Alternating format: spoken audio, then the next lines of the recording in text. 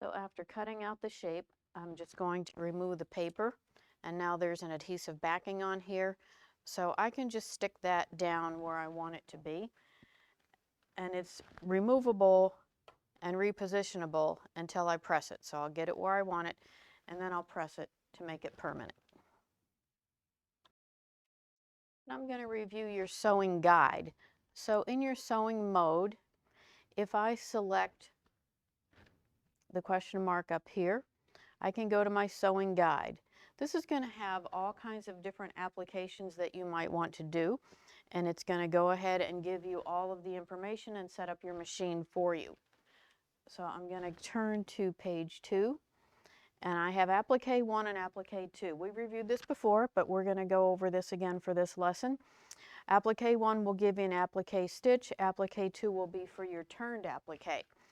Now, of course, you can always do satin stitching or any other type of applique stitch. We're just going to go with the recommended stitch here.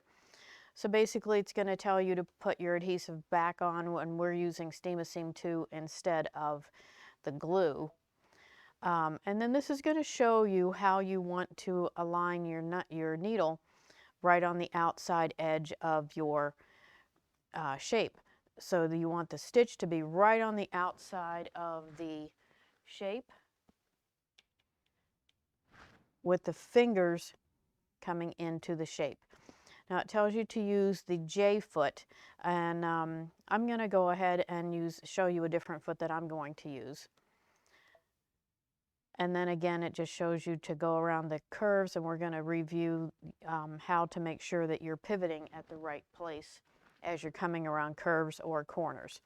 Now when I hit return,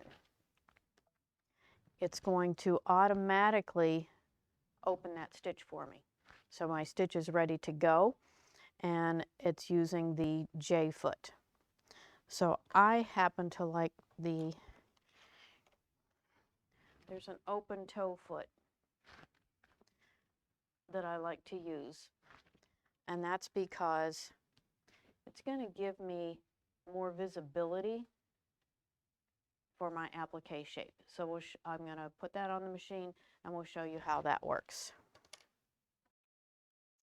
So while I'm on this screen here where it shows the stitch, I did want to point out number 11 is a right justified zigzag, and number 12 is a left justified zigzag.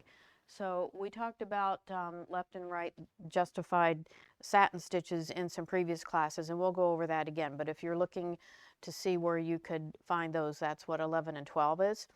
Now I am going to go to my left-right shift, and I want to move this stitch so that it's going to line up with the inside toe of that open toe foot. So I'm going to move this. You'll see the stitch moving all the way over. So now that outside, the triple stitch is going to line up with the inside toe of my foot. So now you can see I have the edge of my applique shape right up just on the inside toe of that foot, and the needle is dropping right on the outside of my shape. So as I stitch around here, and I'm just starting on kind of a straighter edge here, we've got a couple of curves and corners. I've also activated the auto pivot so that when I need to pivot, the foot will automatically lift. Now, so what the stitch is doing, it's doing a forward, then a back, and then a forward, and then over back.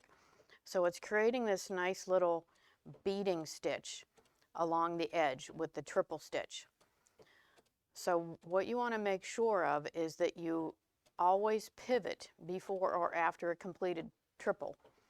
So for example, right now it came forward. I can't pivot yet. I've got to let it go back, and I've got to let it come forward. Now I could pivot.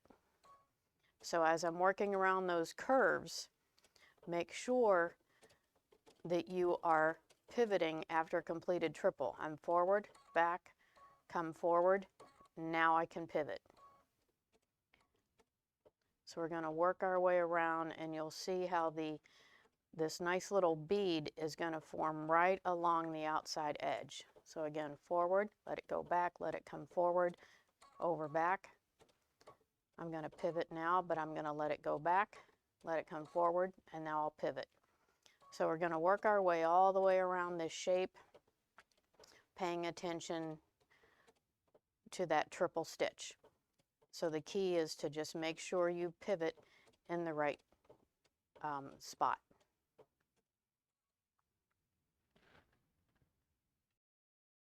I'm now coming to an inside corner here, so the same thing applies. I've got to let it come forward, I've got to let it go back, and then forward. Now I could just pivot like 45 degrees and place an overback right into that corner. And now I can come to the outside corner. And if you're close, it's easier to go just a little past the corner if you need to. Again, I'm just going to drop it at an angle right into that corner. I've got to let it go back and then forward.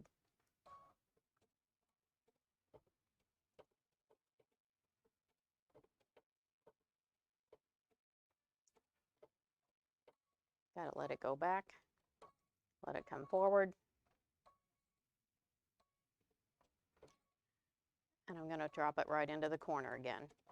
So it helps to slow your machine down, go a little bit slower when you're doing your appliques to make sure that you're able to pivot at the right place. So I've gone all the way around with the blanket stitch and I've locked off at the end. I do have a piece of tearaway on the back. I'm just going to remove the tearaway and then we're done with our applique.